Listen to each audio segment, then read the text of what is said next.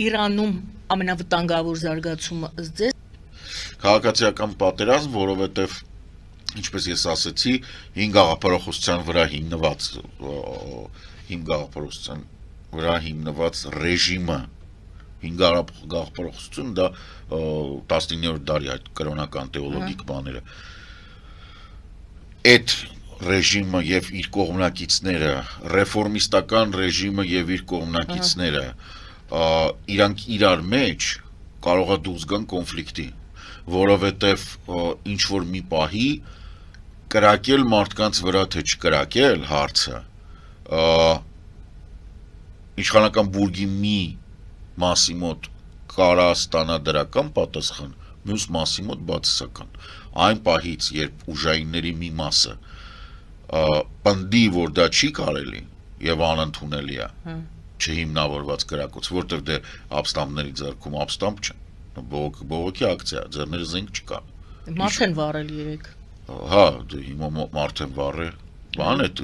դատախազին մեքենա են վառել որտեղ ինչ գիտեք այդ դատախազը այո ճիշտ եք ասում չէ ինչ գիտենք հակասական կարող է եւ fake լուրեր լինեն միանշանակ հիմա ասում են որ պետական կայքերը բացվել են այսօր բայց 2 օր բանի մեջ էր ամեն դեպքում քաղաքացիական պատերազմի վտանգը շատ ուժեղ է արդյոք կլինի փոփոխություն թե ոչ Իրանում կախված է բացառապես Իրանի ժողովրդից եւ սրա համար եմ ես ասում որ ինքը բավականին ինքնա բավ կտոր է, հա, որ արտաքին ինքը կարող է այդ միջամտության կարիք ունենա բարոյական, բայց արդյոք այդ արտաքին միջամտությունը պետք է լինի Ամերիկայի Միացյալ Նահանգները, ինձ թվում է ոչ, որովհետև եթե Միացյալ Նահանգները չեն պատրաստվում ժողովրդավարական գաղափարախոսությունը առաջ տանել, ապա իրանք Իրանում պետք չեն։ Խոսում են այդրան չանդրադարձանք շահի թեման էլ մի հատ Ռեզա Փահլևի ինքը շահ չի, ինքը կրոնպրինց է, բայց դե այնտեղ շահ են։ Հա, իրանք ասում են շահին, տեսեք, շահը իրենց համար մոդելն է, որից բացի իրանք չգիտեն ոչ մի բան։ Սա պետք է հասկանալ։ Չէ, Միացյալ Նահանգներ այդ փեղին։ Տեսեք, հա, հասկացա, բայց մարդիկ ինչ են շահի անունը տալիս։ Մարդիկ շահի անունը տալիս են, որովհետև մեծ հաշվով Պարսկաստանը ուրիշ մոդել չունի։ Ինչ հեղափոխական վիճակին են ինքը ունի մի հատ շահի մոդել ու ունի մի հատ իսլամական հանրապետության։ Հիմա բողոքի ակցիան գնում է ընդդեմ իսլամական հանրապետության, հասնում են կոչերը ընդհուպ մինչև արաբներին մեղադրելու մեջ։ Այսինքն այնտեղ կան զանգվածներ, ովքեր ոչ միայն բանեն, իրանք ոչ միայն հանրապետության դեմ են, այլ նաև իսլամի դեմ են, որտեղ ասում մենք մինչև այդ նորմալ ազգ ենք, մենք զրադաշտ ենք, հանգիստ ապրում ենք։ Այս օտար կրոնը մեզ բերեցին, կապեցին, մեզ համար օտար է, մենք չենք կարողանում մեզ դրսևորել ճիշտ, մենք սխալ տեղ ենք սխալ կերպ ենք զարգանում։ Սա համահունչ է նրան, որ այս տնտեսական եւ արտադրական փոփոխությունը, այս հաջորդ փուլը, որ մենք գնում ենք համաշխարհային պատմության, post տեղեկատվական, ինքը մերժում է բոլոր այն գաղափարախոսությունները, որոնք հիմա չեն։ Հիմա 1600 տարի առաջվա գաղափարախոսությունն է։ Այնտեղ կան այս կոչերը։ Շախը իրենց համար դա սիմվոլ է։ Նրա, որ մենք եկեք 79 թվականին սխալ գնացինք։ Բայց ես ինչ եմ ուզում ասել, այն նրանից ինչ որ հասանելի է, հնարավոր է, եւ ես այդ եզրակացության եմ գալիս, որ ոչ թե շահի կողմնակիցներն են, այլ մերժում են իսլամական հանրապետությունը։ Այսինքն հանրապետություն, որը հիմնված է իսլամի նորմերի վրա։ Եվ այս մերժման բանը շատ ուժեղ է, այսինքն իրանք տենց գալիս են, հասնում են մինչև իսլամի մերժում։ Դե դրանց կարող են օգտվել, ճիշտ է դրսի։ Եվ այս ինչի համար եմ ասում, որ քաղաքացիական պատերազմ կարա լինի, որտեվ երբ որ դու կրոն ես մերժում արդեն, մի մասը կրոնա մերժում հիմնավորված, թղթի վրա կարա ապացուցի։ Բայց կրոնին իրան կրոնական մարդը չի սիրում թղթի վրա ապացույցներ։ Հասկանում եք, կրոնին հակված մարդը, այն մարդը, որ խնդիր հանդիպում ու գցում ինչ-որ մի էակի վրա կամ ինչ-որ մի բան գաղափարի վրա ասում է Աստված մեծ է ինքնա որոշ է բան ինչ-որ սենց այդ գլխառադան կյանքը գլխառադանելու թեմա է դու պատասխանատվությունը քեզ հենց անում ես դու ասում ես դե չգիտեմ տենց է որոշված գրքի մեջ տենց է գրած այն գրքի մեջ տենց է գրած հենց այդ է հարցը որ քաղաքացիական պատերազմ որպես այդպեսին կարա առաջանա երկու կետի պատճառով Միացյալ Նահանգները հարց չեն կարա լուծել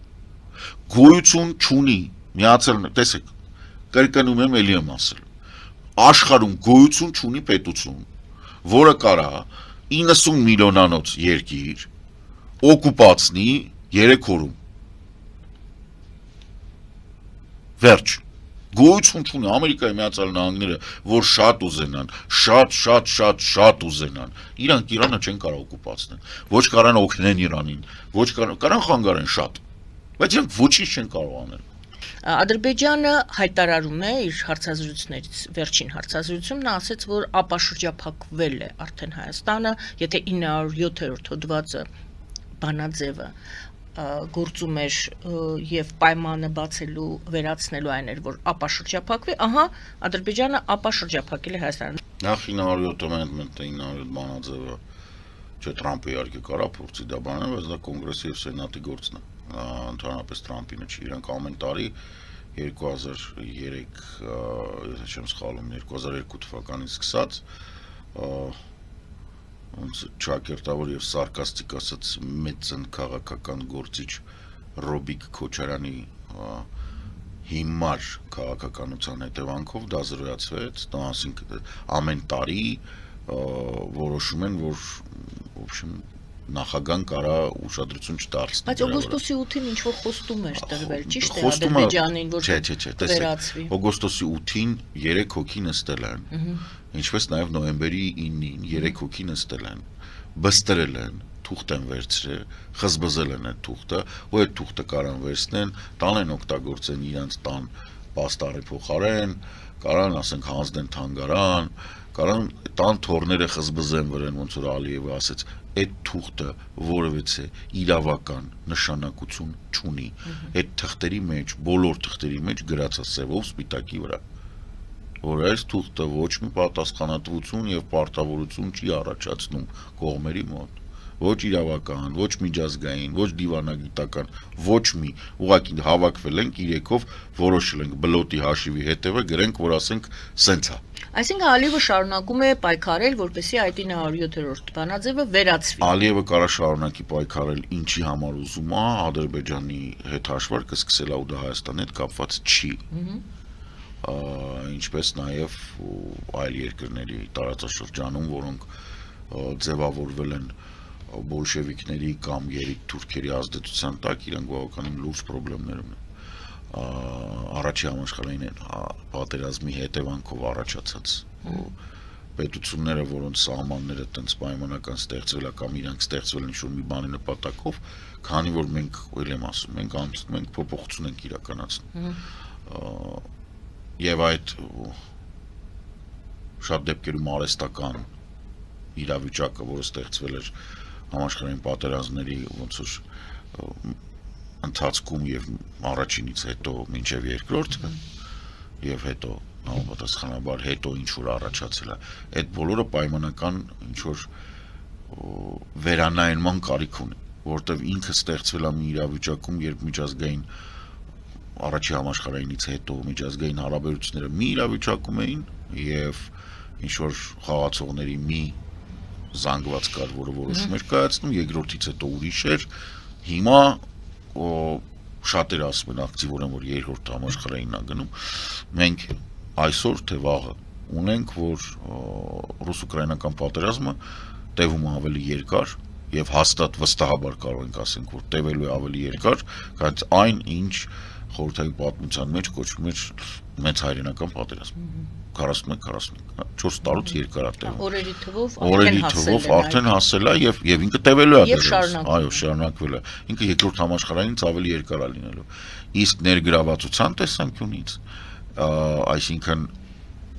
հակահիտլերական կոալիցիայում 50 երկիր եղավ 45 թվականի սկզբին ուկրաինական ռուս-ուկրաինական պատերազմում 22 թվականի 3-րդ թե 4-րդ Ռամշտայնը արդեն 52 երկիր էր հավաքել, այսինքն 6 ամիս հետո։ Եվ մենք նա համարում ենք համաշխարհային պատերազմ, սա ոչ, ինչու։ Սա համաշխարհային պատերազմ է։ Սա համաշխարհային պատերազմ է, որտեղ ներգրաված են բոլոր գերտերությունները հիբրիդային մակարդակով առնվազն, սա համաշխարհային պատերազմը զոհերի քանակով եւ այո, առաջի համաշխարհայինն էլ սկսվեց նենց էր որ Սերբիայից։ Հա, տենց ինչ-որ կամ չգիտեմ երկրորդ համաշխարհայինը սկսեց Լեհաստանից, որտեղ որ Սովետական միությունը եւ Գերմանիան հարձակվեցին Լեհաստանի վրա, տրվեցին Լեհաստանը։ Հետո գրավեցին Բալթյան երկրները, այսինքն խոսել նրա մասին, որ համաշխարհային պատերազմը սկսել է, մենք կարող ենք։ Գոյություն ունի պարզ ճամբար, գոյություն երկու ճամբար։ Գոյություն ունեն երկրներ, որոնք տատանվում են կամ փորձում են սատկացեշիտ նալ պոկել։ Գոյություն ունեն անգրագետ, կիսագրագետ եւ դավաճան ղեկավարներ տարբեր երկրներում, що նորմալ է։ Կորպորացիաներ, որոնք փորձում են փող աշխատել ուրիշի արյան վրա։ Օրինակ Տրամպը չի խորանում, ինքը հայտարարում ասում է, ես ուկրաինական պատերազմի վրա գումար եմ աշխատում։ Մոտ հարցը առաջանում, դա նորմալ է, որ դու զոհված երեխեքի արյան վրա փող ես աշխատում, արա։ Հա։ Դրանից հետո դու ինչ-որ բարոյականությունից ես խոսում։ Այսինքն ոնց կարա երկրի նախագահն ասի, որ ես դե երեխա եմ սպանում, ես դրա վրա փող եմ աշխատում, ցենտրա։ Ու դա նորմալ է։ Այդ Պուտինն էլ է փող աշխատում։ Ո՞վ ասաց որ փող չի աշխատում։ Աշխատում է։ Սի Ցինպինն էլ է դրա վրա փող աշխատում։ Այսինքն ունենք ճամբարներ, ունենք չարը եւ բարին, ունենք բարոյականություն, անբարոյականություն, ինչ եք ուզում։ Համաշխարհային պատերազմ են։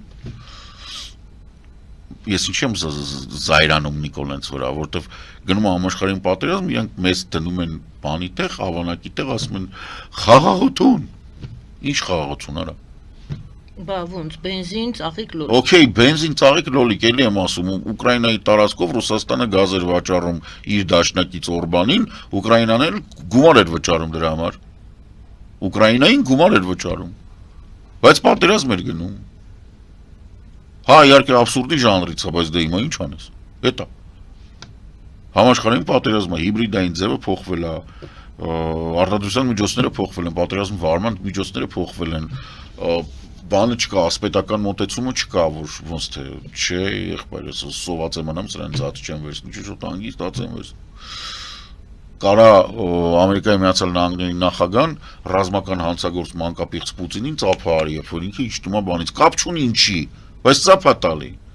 Ասում է ես տենց եմ արել, որ սիրտը շահեմ։ Արա այն մանկապիղծ ռազմական հանցագործը։ Նրա սիրտը չի պետք շահել, ձեռները պետք է շղթայես, տանես գցես մի տեղ։ Էդի մադուրին փախցրի, իրավոտով եկել էր, հալի հասկա։ Տաներ մի տեղ ձնանի մեջ գցեր, թո սառը մնար։